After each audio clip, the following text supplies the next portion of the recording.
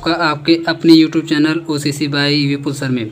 दोस्तों आज हम लोग पढ़ेंगे BSc सेकेंड ईयर के फिजिकल केमिस्ट्री के मोस्ट इम्पोर्टेंट क्वेश्चन के पार्ट नंबर 13 में एक और लॉन्ग क्वेश्चन को जो कि बहुत ही ज़्यादा इम्पोर्टेंट है। आप लोग जैसा कि जानते हैं कि हर वीडियो में आपको एक से बढ़ के एक क्वेश्चंस करवाए जाते हैं जो कि पिछले वीडियो से भी ज़्यादा इम्पोर्टेंट हमेशा होते हैं। ठीक है, तो बिल्कुल आज एक और धमाकेदार क्वेश्चन को पढ़ेंगे जिसका नाम आप देखेंगे यहाँ पर किस तरीके से पूछा हुआ है। सबसे पहले मैं आपको ये बता देता हूँ किस तरीके से इस टॉपिक से क्वेश्चंस पूछा हुआ है, जिसको अगर आप लोग खोजेंगे ना, जब प्रीवियस पेपर में अपने खोजेंगे तो आप पाएंगे CP - CV = R इस तरीके का करके लिखा होगा जहाँ कहीं भी, तो समझ जाइए आज का टॉपिक वही है।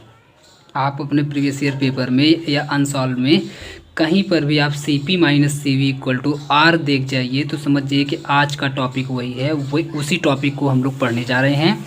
एक बार आप देखेंगे बी वाले सेक्शन में, यानी कि आपसे 5 नंबर में पूछा हुआ है define the term heat capacities eight constant volume and constant pressure. देखिए हीट कैपेसिटी को पूछ रहा है, हीट कैपेसिटी को पूछ रहा है। कब पूछ रहा है?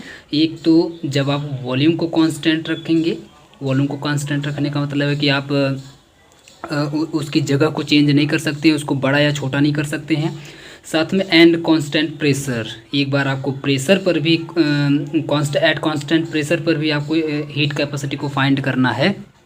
यानी कि अब आप प्रेशर को बदल नहीं सकते हैं, उस पर दबाव ना ही बढ़ा सकते हैं और ना ही घटा सकते हैं।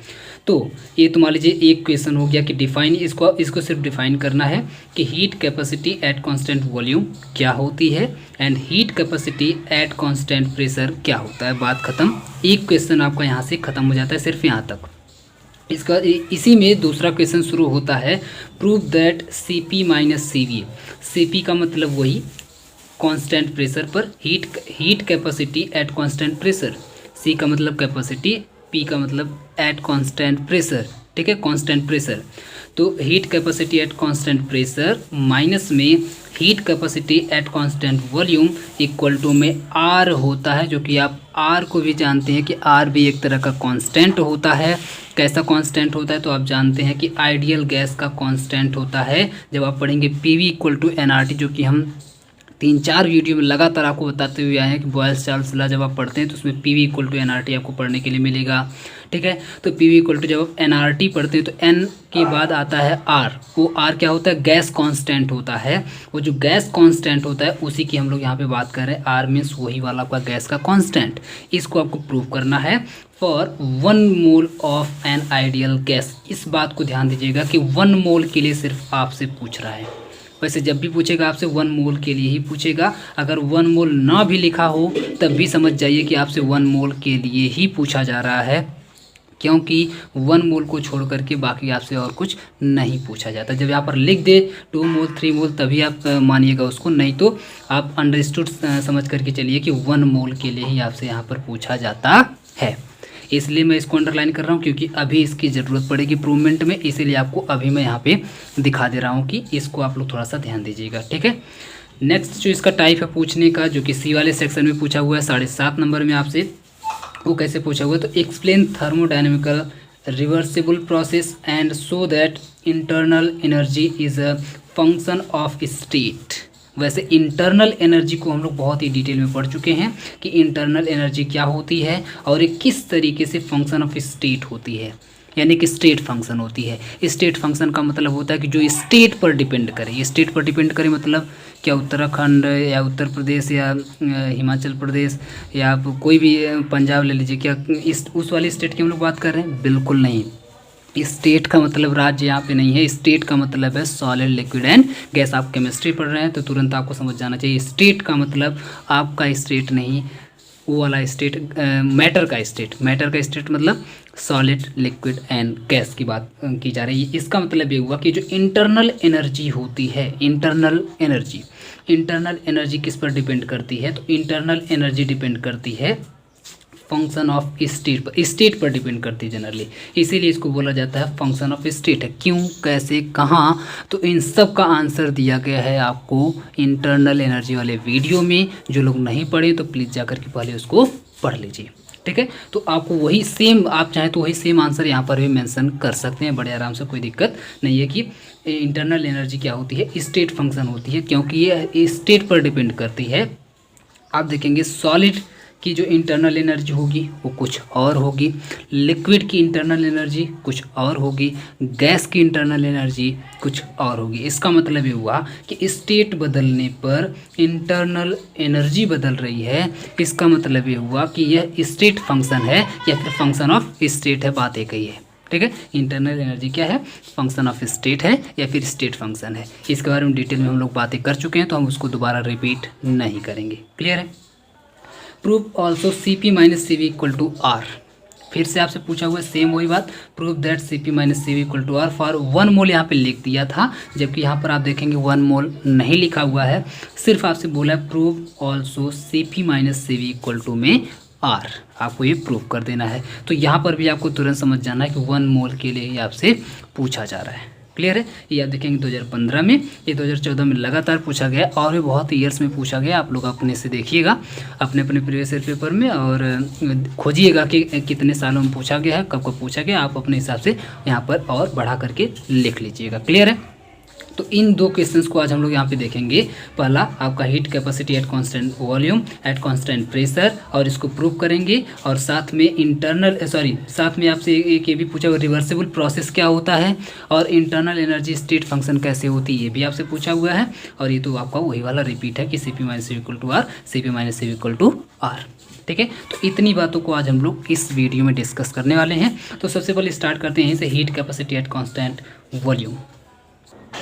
इस टॉपिक को शुरू करने से पहले मैं आप लोगों को आपके अतीत में लेके जाना चाहूँगा। अतीत का मतलब ये है कि पास्ट में, और पास्ट में जाने का मतलब ये है कि अभी जस्ट जो हम लोग फिनिश किए हैं एक बड़ा सा टॉपिक गिब्स हेल्महोल्ट्ज इक्वेशन वाला, उस पे हम 3 वीडियो आपको प्रोवाइड किए हैं। तीनों वीडियो अगर आप लोग देखे हैं, जितने भी स्टूडेंट्स उन तीनों वीडियो को देख करके इसके बाद इस वीडियो को देख रहे हैं, तो मैं सच बता दूँ हम लोग सेम टू सेम वही टॉपिक यहाँ पर रिपीट करने जा रहे हैं।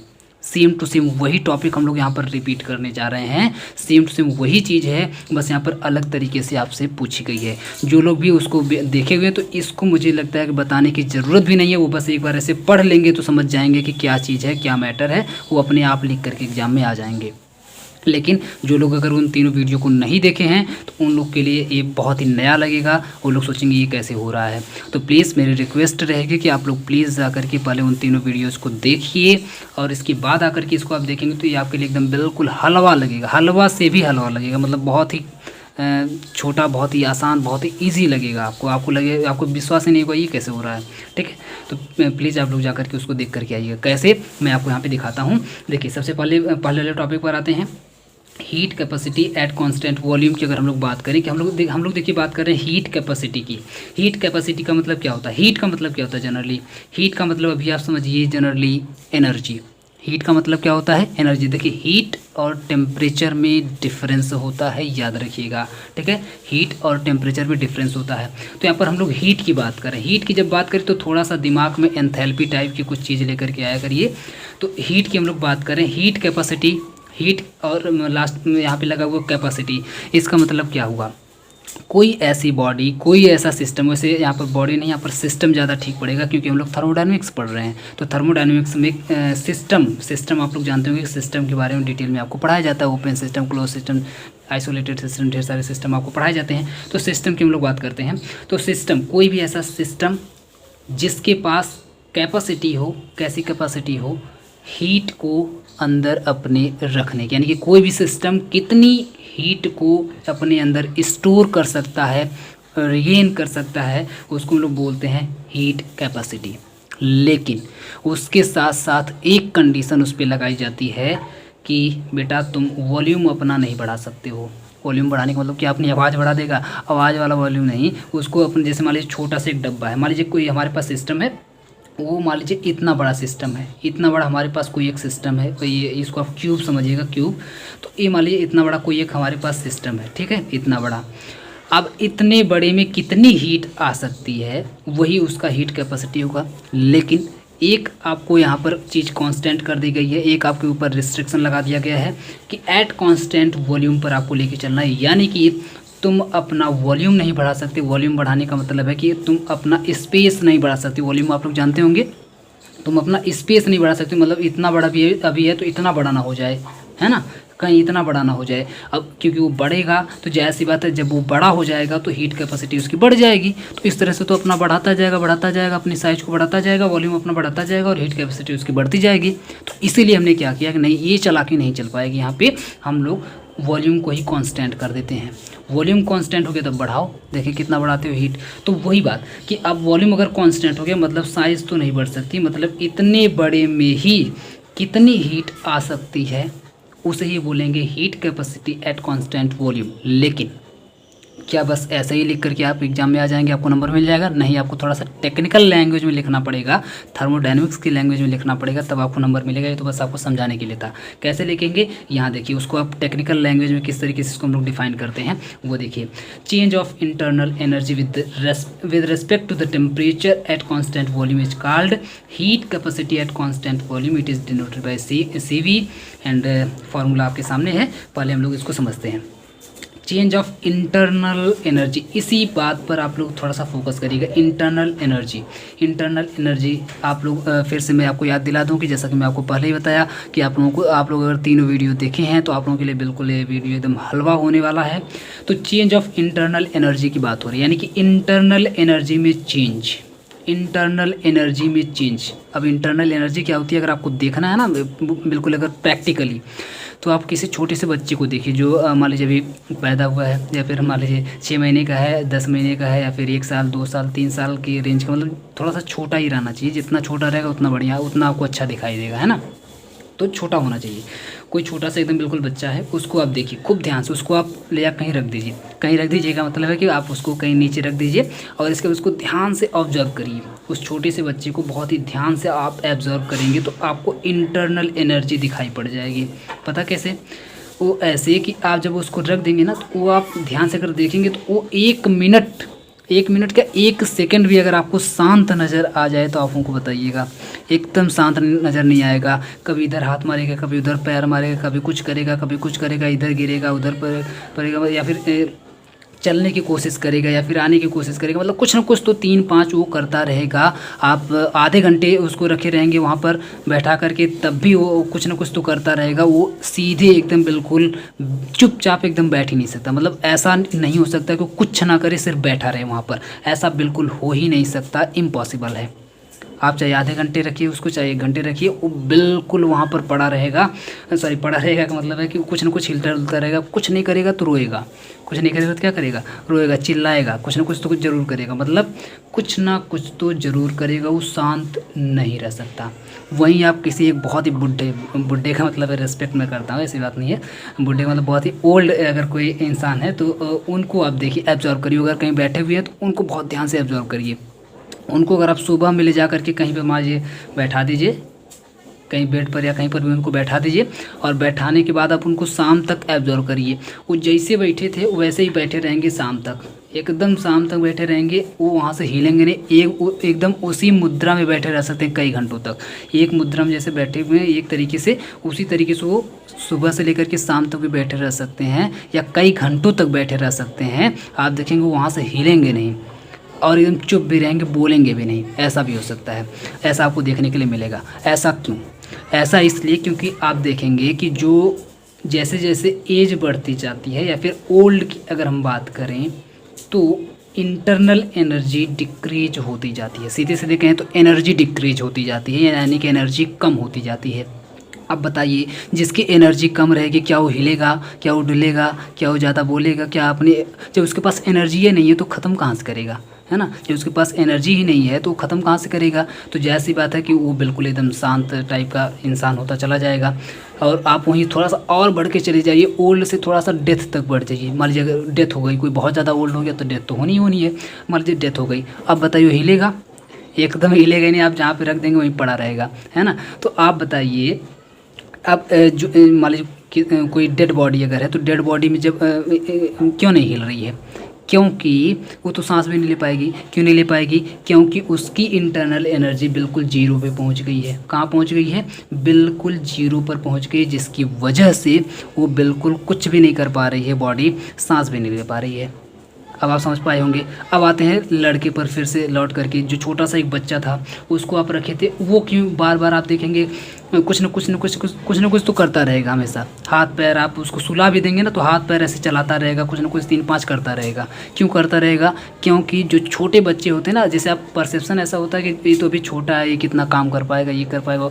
हाँ, हम आपको बता दें कि जो छोटे बच्चे होते हैं उनकी इंटरनल एनर्जी बहुत ज़्यादा होती है, इसीलिए तो वो आप हमेशा हाथ पैर मारते रहते हैं।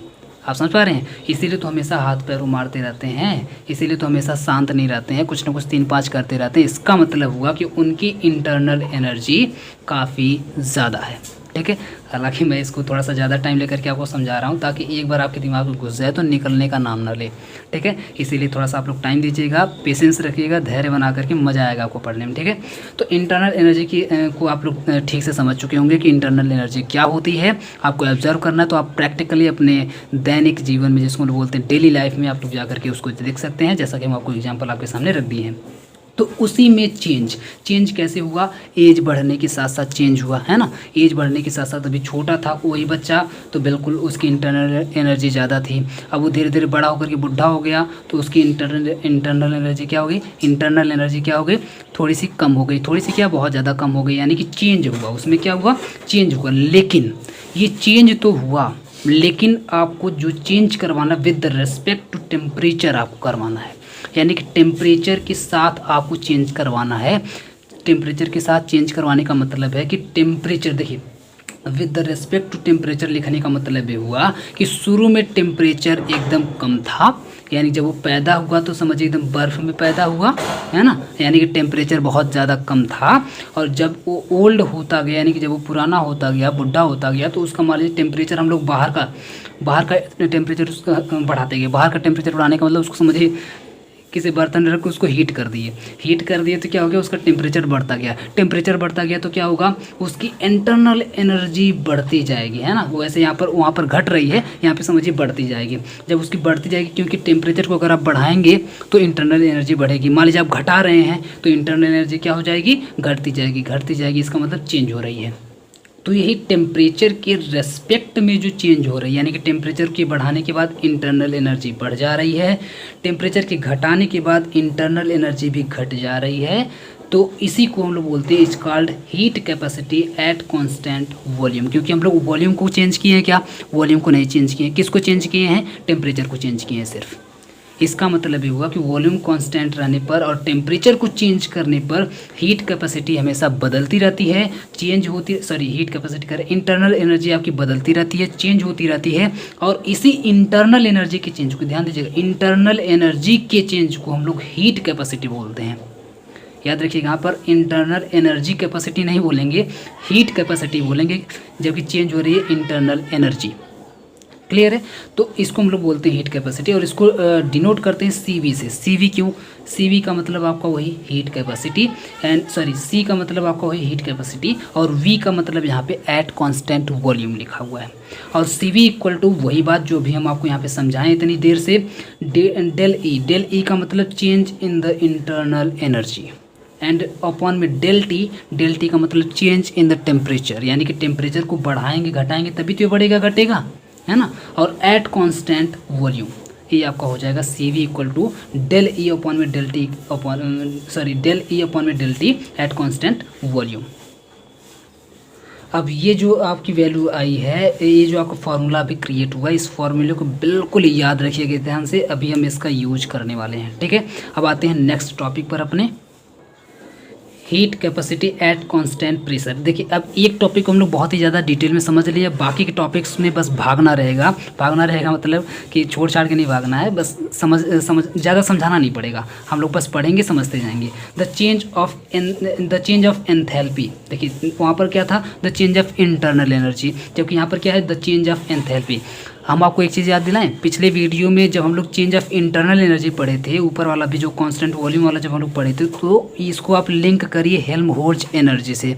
जब हम आपको पढ़ाए थे हेल्महोल्ट्ज एनर्जी क्या होती है और गिब्स फ्री एनर्जी क्या होती है, तो उस केस में हेल्महोल्ट्ज फ्री एनर्जी जो होती है उसको आप इससे लिंक करिए। देखिए हेल्महोल्ट्ज एनर्जी में हम आपको बताया था कि इंटरनल एनर्जी होती है, जबकि गिब्स फ्री एनर्जी में हम आपको बताए थे एंथैल्पी होती है। तो सेम टू सेम वही चीज़ तो हो गई पिछला वीडियो, सेम टू सेम वही पिछला वीडियो हो गया। द चेंज ऑफ एंथैल्पी, देखिए वहाँ पर क्या था इंटरनल एनर्जी और यहाँ पर क्या हो गया एंथैल्पी। सेम टू सेम वही डिफिनेशन, सेम टू सेम वही बातें, बस वहाँ पर इंटरनल एनर्जी था और यहाँ पर क्या हो जाएगा एंथैल्पी हो जाएगा। दैट्स इट, बात खत्म। The change of enthalpy with respect to the temperature, फिर से टेम्परेचर के रेस्पेक्ट में, यानी कि हम लोग इस बार टेम्परेचर के रेस्पेक्ट में फिर से चेंज कर रहे हैं, लेकिन इस बार हम लोग इंटरनल एनर्जी को चेंज ना करके एंथैल्पी को चेंज कर रहे हैं। यानी कि टेम्परेचर बढ़ा रहे हैं तो एंथैल्पी बढ़ जाए, टेम्परेचर घटा दें तो एंथैल्पी घट जाए एट कांस्टेंट प्रेशर। इस बार हम लोग प्रेशर को कांस्टेंट रखें, वॉल्यूम को कांस्टेंट ना रखें, वॉल्यूम को बिल्कुल खुला छोड़ दें, प्रेशर को बस कांस्टेंट रखें। और जब प्रेशर को कांस्टेंट रखेंगे तो it is called heat capacity at constant pressure and it is denoted by CP। देखिए यहाँ पर इज कॉल्ड के बाद थोड़ा सा आप लोग लिख लीजिएगा, यहाँ पे सेंटेंस छूट गया है, कोई बात नहीं, आप लोग अपने हिसाब से लिख लेंगे। तो the change of enthalpy with respect to the temperature at constant pressure is called heat capacity at constant pressure, it is denoted by CP। CP means आप लोग समझ गए होंगे heat capacity at constant pressure. And फिर सही बात, formula कैसे बनेगा, CP इक्वल टू में क्या चेंज हो रहा है एंथैल्पी, एंथैल्पी को किससे डिनोट करते हैं कैपिटल S से। तो डेल H क्योंकि चेंज हो रहा है तो डेल का मतलब क्या होता है चेंज, तो del H means enthalpy change upon में टेम्परेचर भी चेंज हो रहा है तो डेल T। देखिए चेंज के लिए हमेशा डेल लगाते हैं, ये आप लोग पिछले वीडियो से समझ गए होंगे, ठीक है।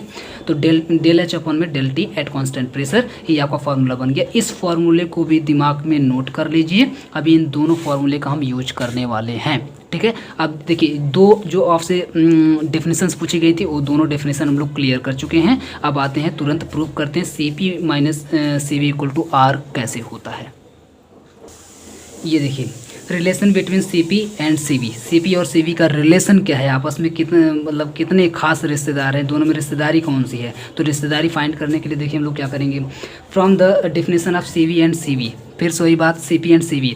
तो अभी आप लोग डेफिनेशन हम आपको बता दिए हैं, फार्मूला हम आपको बता दिए, तो सीधे वहीं से फार्मूला लेते हैं। CP का फार्मूला क्या होता है, CP में हमेशा कौन होता है प्रेशर। जब कांस्टेंट रहे तो आप लोग जाइए तुरंत फट से गिब्स फ्री एनर्जी में, या फिर आप जाइए heat capacity at constant pressure में, अभी जस्ट हम आपको पढ़ाए हैं और पिछले वीडियो में हम आपको पढ़ाए हैं। CP इक्वल टू वहाँ पर एंथैल्पी आ जाती है डेल H अपॉन में del T at constant pressure, equation number first. CV equal to में डेल E अपॉन में del T at constant volume, equation number second. सीधे यहीं से आप लोग स्टार्ट करेंगे, धुआंधार आँख एकदम बिल्कुल बंद करके। हम आपको दोनों डेफिनेशन पढ़ा चुके हैं, तो इसका फार्मूला आप लोग लिखेंगे, इसका फार्मूला आप लोग लिखेंगे, दोनों को इक्वेशन नंबर 1 और इक्वेशन नंबर 2 बना देंगे। उसके नीचे तुरंत आप लोग लिखेंगे from the definition of enthalpy, क्योंकि अभी आपको यहाँ पर एंथैल्पी दिखाई दे रही है ना एंथैल्पी, तो एंथैल्पी का तुरंत फार्मूला लिख लीजिए फटाफट। एंथैल्पी का फार्मूला लिखेंगे तो क्या लिखेंगे आप बताइए, एंथैल्पी का फार्मूला लिखेंगे तो लिखेंगे H equal to E plus PV, जो कि हम बहुत पहले आपको बता चुके हैं। एंथैल्पी का एक अलग से वीडियो बनाए थे, उसमें भी हम आपको बताए हुए थे एंथैल्पी का फार्मूला क्या होता है, और बाकी के जो 2-3 वीडियो बनाए थे उसमें भी आपको बताए हुए थे कि एंथैल्पी क्या चीज़ होती है। तो क्योंकि यहाँ पर आपको एंथैल्पी दिखाई दी है, तो एंथैल्पी का फार्मूला आप लोग जानते हैं कि H इक्वल टू में E प्लस PV होता है, तो इसको आप तुरंत लिख लीजिए। तो सबसे पहले इस फार्मूले को, फिर इस फार्मूले को, और फिर इस H वाले फार्मूले को आप लोग यहाँ पर लिख लेंगे। और इतना लिखने के बाद आ जाएंगे तुरंत, क्योंकि हमको देखिए इतनी चीज़ आपको मिल गई है। आपको एंथैल्पी का फार्मूला, एंथैल्पी का रिलेशन मिल गया है, CP का रिलेशन मिल गया है, CV का रिलेशन मिल गया है, और आप लोग जानते हैं CP minus CV equal to में आपको R प्रूव करना है। तो R प्रूव करने के लिए आपको क्या चाहिए, R भी तो चाहिए। तो R के लिए आप लोग क्या करेंगे, from the 1 mole of ideal gas का फॉर्मूला लेंगे PV इक्वल टू nRT। देखिए R के लिए हम लोग क्या करेंगे, for 1 mole of ideal gas, तो 1 मोल हम इसलिए हम आपको क्वेश्चन में भी बता देते हैं कि 1 मोल की हम लोग बात कर रहे हैं। जब 1 मोल की अगर हम लोग बात करेंगे तो PV इक्वल टू फार्मूला क्या होता है, N, यहाँ पर N भी लिखा होता है, स्मॉल n लिखा होता है, तो nRT होता है। PV इक्वल टू में nRT होता है। तो n की जगह पे जब हम लोग 1 रख देंगे, क्योंकि हम लोग 1 मोल की बात कर रहे हैं, तो आप बताइए 1 यहाँ पर रख देंगे तो क्या बचेगा, सिर्फ RT बचेगा। क्लियर है मामला। PV इक्वल टू में NRT होता है। 1 मोल के लिए 1 अगर हम लोग रख देंगे n की जगह पर, क्योंकि n मीन्स होता है नंबर ऑफ मोल, तो n अगर हम n की जगह पे अगर हम लोग 1 रख देंगे तो 1 रखने के बाद सिर्फ बचेगा RT, क्योंकि 1 से आप मल्टीप्लाई करेंगे कुछ नहीं होगा। तो देखिए आपके पास फॉर्मूला आ गया PV इक्वल टू में RT। क्या आ गया? PV इक्वल टू में RT, और जस्ट अभी आप ऊपर लिखे हैं H इक्वल टू में E प्लस PV होता है। तो PV की जगह पे आपको क्या मिल गया? PV की जगह पे तो आपको मिल गया RT मिल गया। देखिए PV इक्वल टू RT होता है, तो H इक्वल टू में E प्लस क्या हो जाएगा यहाँ पर? RT हो जाएगा। ये देखिए H plus E plus RT हो जाएगा, इक्वल टू नहीं E प्लस RT हो जाएगा। ठीक है, E प्लस RT यहाँ पर हो जाएगा। ठीक है, तो आपको क्या करना है, सबसे पहले CP और CV की डिफिनेशन से आपको रिलेशन लिख लेना है। फिर एंथैल्पी से आपको स्टार्ट करना है। एंथैल्पी का रिलेशन लिखने के बाद PV की वैल्यू आपको पुट कर देनी है। कहाँ से? PV इक्वल टू NRT से। n की जगह पे 1 हो जाएगा, क्योंकि 1 मोल की हम लोग बात कर रहे हैं। तो PV की जगह पे आप RT यहाँ पे जो ही पुट करेंगे तो आपके पास एक रिलेशन आ जाएगा, H equal to E plus RT आ जाएगा। H equal to E plus RT आ जाएगा। अब आप तुरंत इसको, जो ही आपके पास ये रिलेशन आए, तुरंत आप इसको डिफ्रेंशिएट कर दीजिए। क्यों? क्योंकि अभी आपको क्या चाहिए? आपको 2 रिलेशन चाहिए। एक तो रिलेशन आपको चाहिए डेल H अपॉन में डेल T चाहिए, दूसरा रिलेशन आपको चाहिए डेल E अपॉन में डेल T चाहिए। तो दोनों रिलेशन के लिए आपको क्या करना पड़ेगा? टेम्परेचर के रेस्पेक्ट में देखिए डेल टी यहाँ पर भी है, डेल टी यहाँ पर भी है, तो दोनों के लिए आप क्या करेंगे? डेल टी के रेस्पेक्ट में आपको इसको डिफ्रेंशिएट करना पड़ेगा, तभी आपको ये दोनों रिलेशन मिलेंगे। तभी आप इसकी जगह पर क्या पुट कर पाएंगे? CP और CV को पुट कर पाएंगे, और तभी आप प्रूव भी कर पाएंगे। तो इसलिए आपको क्या करना पड़ेगा? डेल टी के रेस्पेक्ट में आपको डिफ्रेंशिएट करना पड़ेगा। चलिए डिफ्रेंशिएट करके हम आपको दिखाते हैं। ये देखिए H equal to E plus RT को on differentiating above equation with respect to the temperature के रेस्पेक्ट में क्यों डिफ्रेंशिएट करेंगे अभी हम आपको समझा दिए हैं। तो देखिए H को जब आप डिफ्रेंशिएट करेंगे तो डेल H अपॉन में डेल T हो जाएगा बड़े आराम से। E को जब आप डिफ्रेंशिएट करेंगे तो डेल E अपॉन में डेल T हो जाएगा बड़े आराम से। R को जब आप डिफ्रेंशिएट करेंगे तो R को भैया कैसे करेंगे? R तो कांस्टेंट होता है, तो कांस्टेंट आपका बाहर आ जाएगा, और देखिए आपका यहाँ पर डेल T अपॉन में डेल T, क्योंकि T को भी तो आप डिफ्रेंशिएट करेंगे, तो डेल T अपॉन में डेल T आप जानते हैं कट करके क्या हो जाएगा? 1 हो जाएगा। तो सिर्फ आपके पास क्या बचेगा? R बचेगा। ये देखिए डेल H अपॉन में del T, del E upon में डेल T प्लस में आपका R, इक्वेशन नंबर 3। बस अब आपका प्रूफ, जो ही आप यहाँ पे डिफ्रेंशिएट किए इस इक्वेशन को, तुरंत आपका प्रूफ हो जाएगा। आपको कुछ नहीं करना है इसके बाद, तुरंत आप आ जाइए एकदम बिल्कुल फाइनल स्टेट में। ये देखिए अभी तो हम आपको फॉर्मूला दिखाए हैं कि डेल H अपॉन में डेल T जब भी आपको दिखाई दे तो उसका मतलब क्या होता है? CP होता है। और जब डेल E अपॉन में डेल T होता है तो उसका मतलब क्या होता है? CV होता है। यानी कि जब एंथैल्पी चेंज हो with respect to the temperature तो उसको हम लोग बोलते हैं heat capacity at constant pressure बोलते हैं, यानी कि CP बोलते हैं। और जब भी इंटरनल एनर्जी चेंज हो with respect to the temperature तो उसको हम लोग क्या बोलते हैं? Heat capacity at constant volume बोलते हैं, यानी कि CV बोलते हैं। और आपका R यहाँ पे बड़े मज़े से पड़ा हुआ है, तो यहाँ पे क्या हो गया? CP, यहाँ पे क्या हो गया? CV, और यहाँ पे क्या हो गया? R। बस CV को उठा करके लेके चले जाइए इक्वल की दूसरी साइड। जब इक्वल की दूसरी साइड लेके जाएंगे तो अभी इधर प्लस में था, इधर जाएगा तो माइनस हो जाएगा, यानी कि CP minus CV equal to में R आपका प्रूव हो गया। बहुत ही छोटा सा प्रूवमेंट था, प्यारा सा था, बड़े आराम से आपको समझ में आ गया होगा। ठीक है, अब बाकी के जो टॉपिक्स बचे हुए उस पर आते हैं फटाफट। नेक्स्ट टॉपिक हमारा है रिवर्सिबल प्रोसेस। रिवर्सिबल प्रोसेस आपसे पूछा हुआ था, रिवर्सिबल प्रोसेस क्या होता है? तो इसमें देखिए रिवर्सिबल प्रोसेस आप लोग हेडिंग डालिएगा और 4-5 पॉइंट्स इसके पॉइंट बाई पॉइंट ऐसे आप लोग बना करके दिखा देंगे, सबसे बेस्ट आंसर होगा इसका। ठीक है, पॉइंट बाई पॉइंट आप लोग ऐसे बना करके दिखाइएगा। ठीक है, क्योंकि आपसे वो उसी तरीके से पूछा भी है। तो it takes place in the infinite time. It takes place in the infinite time. Infinite time का मतलब आप लोग समझ गए होंगे कि ये रिवर्सिबल प्रोसेस एक ऐसा प्रोसेस होता है कि जिसकी कोई ज़िंदगी ही नहीं होती। अब ज़िंदगी नहीं होती का क्या मतलब है? ज़िंदगी नहीं होती का मतलब ये है कि ये बिल्कुल चलता रहेगा, चलता रहेगा, चलता रहेगा, चलता रहेगा, चलता रहेगा। यानी कि मान लीजिए पैदा हुआ और पैदा होने के बाद चलना स्टार्ट किया, होते होते मान लीजिए यहाँ पे बुढ़ा हो गया, और बुढ़ा होने के बाद मान लीजिए यहाँ पे मर गया। अब मर गया ना तो फिर से पैदा हो जाएगा। जैसे आप फिल्मों में देखोगे, पुरानी फिल्मों में क्या होता है, हीरो पहले पैदा होता है, फिर मर जाता है, फिर पुनर्जन्म लेता है। आप उसको याद करिए, उस फिल्म का नाम क्या था? करण अर्जुन। करण अर्जुन को आप लोग याद करिए। करण अर्जुन में क्या होता है, करण अर्जुन में वो पैदा होते हैं, सब पैदा होने के बाद बड़े एकदम प्यारे प्यारे बच्चे होते हैं और उसको सब मार देते हैं। जब मार देते तो फिर सब पैदा होते हैं, जब फिर से पैदा होते हैं फिर सब चलते हैं एकदम बिल्कुल फिल्म के लास्ट तक चलते हैं।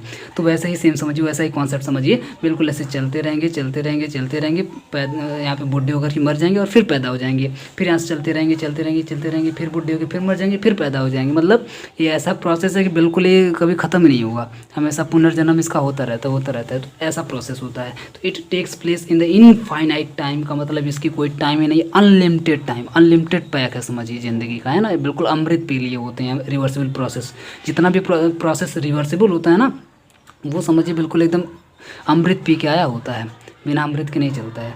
तो ये देखिए, it is completed in the infinite steps. जैसा कि अभी हम आपको समझा चुके हैं भैया, ये इनफाइनाइट टाइम ही लेता है, यानी कि उसकी कोई लिमिट ही नहीं है टाइम लेने की, हम बता ही नहीं सकते कितनी टाइम में कंप्लीट होगा।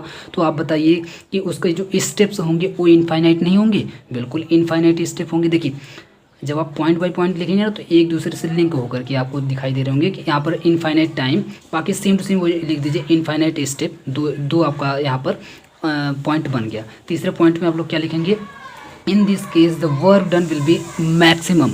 अब आप बताइए कि जब वो बिल्कुल जैसे अभी हम करण अर्जुन की बात कर रहे थे, या मान लीजिए कोई भी इस तरीके का रिवर्सल प्रोसेस जिसकी कोई लिमिट ही नहीं होती, वो चलता रहेगा चलता रहेगा चलता रहेगा चलता रहेगा। मान लीजिए आप हैं, आप अगर बिल्कुल आपको अगर एकदम समझिए अमृत पिला दिया जाए, मतलब आप कभी थकेंगे नहीं, एकदम आप चलते रहेंगे चलते रहेंगे चलते रहेंगे, कभी रुकेंगे नहीं। तो आप बताइए आप काम ज़्यादा नहीं करेंगे। आप सुबह में उठे और काम करना स्टार्ट की, रात हो गई तब भी आप काम कर रहे हैं, रात भर काम कर रहे हैं, फिर सुबह हुई फिर आप काम कर रहे हैं, फिर रात हुई फिर आप काम कर रहे हैं, फिर सुबह हुई फिर काम कर रहे हैं। मतलब काम करते जा रहे हैं करते जा रहे हैं करते जा रहे हैं, आप थकने का नाम ही ले रहे हैं, रुकने का नाम ही नहीं ले रहे हैं। आप बताइए वर्क डन आपका मैक्सिमम होगा कि नहीं। अदर की कंपनी, बाकी लोग तो रात होते ही तुरंत सो जाएंगे फट से, बाकी आप काम करते रहेंगे, फिर लोग सुबह उठेंगे फिर काम करेंगे, फिर रात में फिर सो जाएंगे, लेकिन फिर भी आप काम कर रहे हैं करते जा रहे हैं। तो आप बताइए आपका वर्क डन कितना होगा, बहुत ही ज़्यादा मैक्सिमम होगा, बहुत ज़्यादा होगा। और जब बहुत ज़्यादा होगा तो ऑब्वियस सी बात है कि यहाँ पे आपको मेंशन करना पड़ेगा, लिखना पड़ेगा। तो in this case the work done will be maximum. आपका वर्क डन क्या हो जाएगा, आपका नहीं, रिवर्सिबल प्रोसेस का वर्क डन क्या हो जाएगा, मैक्सिमम हो जाएगा। नेक्स्ट पॉइंट आप लोग लिखेंगे, system will be in equilibrium at each step. In equilibrium का मतलब क्या होता है, देखिए इक्विलिब्रियम का मतलब होता है कि बिल्कुल एकदम अस्थाई होने का मतलब होता है कि जितना आपका रिएक्टेंट है और रिएक्शन के बाद उतना आपका प्रोडक्ट है, जितना आपका रिएक्टेंट है उतना आपका प्रोडक्ट है। यानी कि मान लीजिए आप 1 किलो रिएक्टेंट लिए थे, आधा किलो आपका प्रोडक्ट में बदल चुका है, आधा किलो बचा है। तो अब बताइए दोनों तरफ इक्वल हो गया कि नहीं हो गया, आधा किलो रिएक्टेंट आधा किलो प्रोडक्ट। तो इसी स्टेट को हम लोग बोलते हैं इक्विलिब्रियम स्टेट। जबकि आप देखेंगे रिवर्सिबल प्रोसेस में कोई इक्विलिब्रियम स्टेट ही नहीं होती है, इन इक्विलिब्रियम यहाँ पे लिखा हुआ है, मतलब कोई इसकी इक्विलिब्रियम स्टेट होती ही नहीं है। समझ पा रहे हैं आप लोग, क्योंकि ये रिवर्सिबल प्रोसेस है, कभी इधर ज़्यादा होगा कभी उधर ज़्यादा होगा, कभी इधर ज़्यादा होगा कभी उधर ज़्यादा होगा। तो इसको आप लोग इक्विलिब्रियम स्टेट में लेके आ ही नहीं सकते हैं। तो ये आपका स्टेप नंबर 4 हो जाएगा। स्टेप नंबर 5 की बात करें तो it is an ideal process. आप देख ही पा रहे हैं कि ये बिल्कुल एकदम ऐसी कंडीशन है जो सभी को नहीं मिल सकती है ना, सभी लोग अमर तो हो नहीं सकते, कोई एक ही आदमी होगा जो अमृत पाएगा और वही अमर होगा। तो ऑब्वियस सी बात है ये बहुत ही आइडियल प्रोसेस है, यानी कि बहुत ही आइडियल लोगों के साथ, बहुत ही एकाध लोगों के साथ ये घटती है। तो एकाध रिएक्शन के साथ, एकाध प्रोसेस के साथ ऐसा होता है। तो इसलिए आप लोग लिखेंगे it is an ideal process. तो ये आपका 4-5 पॉइंट यहाँ पर एनफ हो जाता है आपके इस टॉपिक के लिए। ठीक है, एक लास्ट टॉपिक हम लोग एक बार और डिस्कस कर लेते हैं, इंटरनल एनर्जी को। हालांकि हम लोग एक बार पढ़ चुके हैं, लेकिन फिर भी हम लोग एक बार डिस्कस कर लेते हैं। Internal energy does not depend on the path of the process. जैसा कि आपसे प्रूफ करने के लिए पूछा हुआ था, सो दैट आप शो करिए कि इंटरनल एनर्जी क्या होती है। तो इंटरनल एनर्जी स्टेट फंक्शन होती है। तो लीजिए हम शो करके दिखा दे रहे हैं आपको।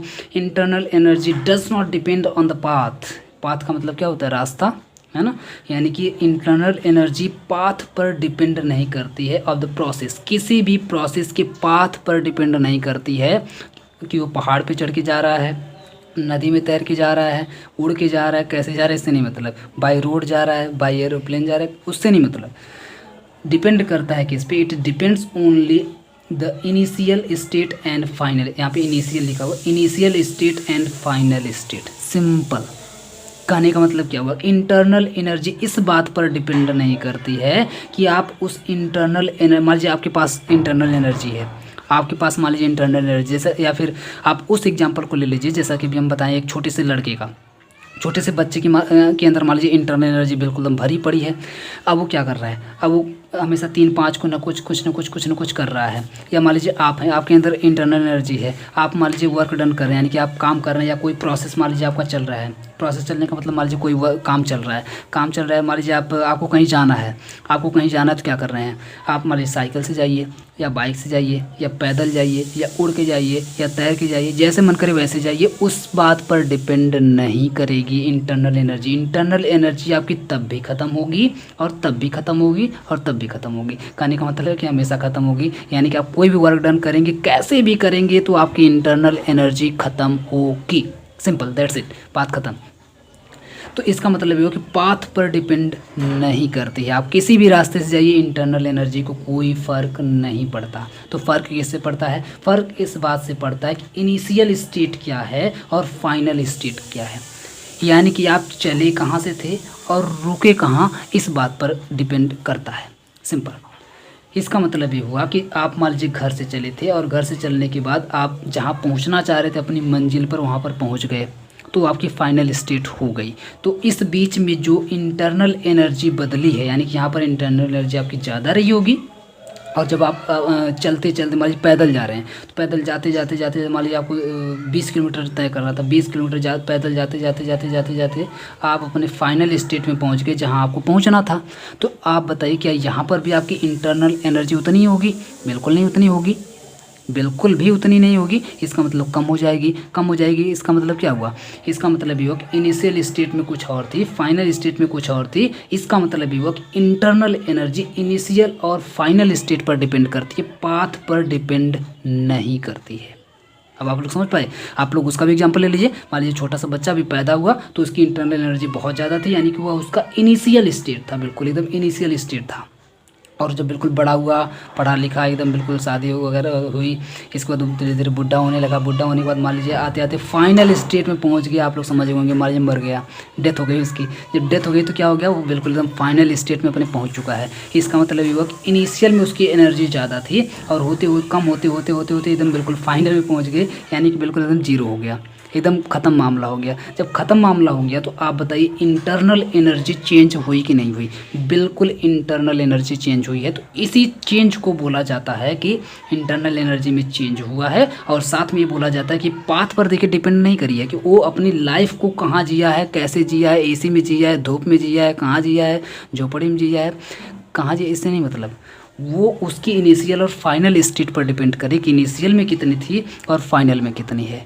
ठीक है, तो इसलिए ये क्या हो गया, स्टेट फंक्शन हो गया। देखिए इसीलिए फाइनल स्टेट ऑफ फंक्शन मतलब इसीलिए स्टेट पर डिपेंड कर रही है, यानी कि इनिशियल स्टेट उसकी क्या थी और फाइनल स्टेट उसकी क्या है, अब इस बात पर डिपेंड कर रहा है, ना कि जिस पाथ से वो आया है, जिस रास्ते से वो आया है, जहाँ से गुजार करके अपनी ज़िंदगी आया है, उस पर डिपेंड नहीं कर रहा है।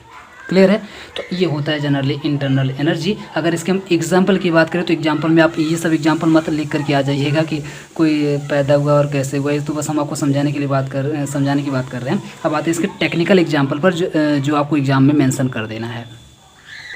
जैसे मान लीजिए ये आपका एग्जाम्पल की अगर हम लोग बात करें तो टेक 1 ग्लास ऑफ वाटर, ये देखिए ग्लास लिखा हुआ है, take 1 glass of water, now the water poured into a pot and left to cool down in a refrigerator till it takes the form of ice. Now ice has a different and definite internal energy. मैं आपको ये समझा दूँ ये क्या चीज़ है। देखिए इसमें बोला जा रहा है कि आप एक ग्लास लीजिए और उस ग्लास को पोर्ड इनटू अ पॉट लिखा हुआ, मतलब कि आप उसको पूरा एकदम भर दीजिए, एकदम ऊपर तक भर दीजिए, उसमें थोड़ी भी जगह गिलास में खाली नहीं रहनी चाहिए। उस गिलास को पूरा एकदम डकाडक एकदम भर दीजिए। जब आप भर देंगे तो भरने के बाद आप क्या करिए, भरने के बाद देखिए ग्लास को आप पूरा एकदम भर दिए हैं, तो भरने के बाद उसमें क्या होगी, उसकी अपनी कुछ एक इंटरनल एनर्जी होगी। ठीक है, उसकी अपनी कुछ इंटरनल एनर्जी है। क्यों इंटरनल एनर्जी है? क्योंकि वो अभी लिक्विड स्टेट में है, तो उसकी अपनी मान लीजिए कुछ इंटरनल एनर्जी है। दैट्स इट, काम खत्म। अब आप उसी ग्लास को उठा करके ले जाके रेफ्रिजरेटर में रख दीजिए ठंडा होने के लिए, है ना, ठंडा होने के लिए रख दीजिए और तब तक ठंडा कीजिए तब तक ठंडा कीजिए जब तक वो बर्फ़ में ना बदल जाए, है ना, जब तक वो बर्फ़ में ना बदल जाए। और जब ही वो बर्फ़ में बदलेगा आप देखेंगे उसी एक गिलास जो आप पानी रखे थे वो जब बर्फ़ में बदलेगा तो पहली बात तो थोड़ा सा कम हो जाएगा। वो कम हो रहा है इस बात पर भी डिपेंड नहीं करता है, लेकिन वो हो क्या गया, अभी आपका लिक्विड स्टेट में था, अब आपका सॉलिड स्टेट में आइस बन गया, मतलब सॉलिड स्टेट में आ गया। तो सॉलिड स्टेट में जितने भी मटेरियल होते हैं उन सब की internal energy different and definite होती है। सीधे सीधे याद रखिए, डेफिनेट का मतलब है कि हाँ इसकी इंटरनल एनर्जी इतनी है और इतनी रहेगी हमेशा, ऐसी वाली होती है। यानी कि मान लीजिए उसकी इंटरनल एनर्जी 10 है तो 10 हमेशा रहेगी, वो नहीं बदलेगी। अगर वो सॉलिड में है तब, लिक्विड में है तो उसकी चेंज हो सकती है, इस तरीके का होता है। तो इसका मतलब क्या हुआ कि अभी जब वो लिक्विड स्टेट में था ग्लास ऑफ वाटर तो आप देख पा रहे थे उसकी इंटरनल एनर्जी कुछ और थी, और जब यहाँ पर आइस में बदल गया यानी कि जब वो सॉलिड में बदल गया रेफ्रिजरेटर में रखने के बाद, तो उसी एक ग्लास वाटर की आप देखेंगे इंटरनल एनर्जी डिफरेंट हो जाएगी, यानी कि बदल जाएगी। और जब बदल जाएगी, बदल करके डेफिनेट कुछ उसकी एक फिक्स्ड इंटरनल एनर्जी हो जाएगी। तो इसका मतलब क्या हुआ कि वो इनिशियल और फाइनल स्टेट पर डिपेंड कर रही है कि इनिशियल में वो अभी लिक्विड में था और फाइनल में आने के बाद सॉलिड हो गया है, आइस बन गया है, तो दोनों के बीच में इंटरनल एनर्जी का बदलाव आया है। और क्यों आया? क्योंकि स्टेट के बदलने की वजह से आया, स्टेट बदल गया है ना, स्टेट बदलने की वजह से आया है। तो इसलिए हम लोग बोलेंगे कि जो इंटरनल एनर्जी होती है वो स्टेट पर डिपेंड करती है, यानी कि स्टेट ऑफ फंक्शन होती है, फंक्शन ऑफ स्टेट होती है, न कि पाथ पर डिपेंड करती है। ठीक है, तो इस बात को आप लोग ध्यान में रखिएगा। उम्मीद करते हैं आपको ठीक से समझ में आया होगा कि इंटरनल एनर्जी क्या है, और बाकी के जो भी टॉपिक्स हम लोग आज डिस्कस किए हैं ठीक से आपको समझ में आया होगा। अगर ठीक से समझ में आया, मज़ा आया पढ़ने में, तो प्लीज़ आप लोग जानते हैं आपको वीडियो को क्या करना है, वीडियो को लाइक करना है, एक प्यारा सा कमेंट करना है, अपने सभी दोस्तों में शेयर करना है। बाकी वीडियो देखने के लिए बहुत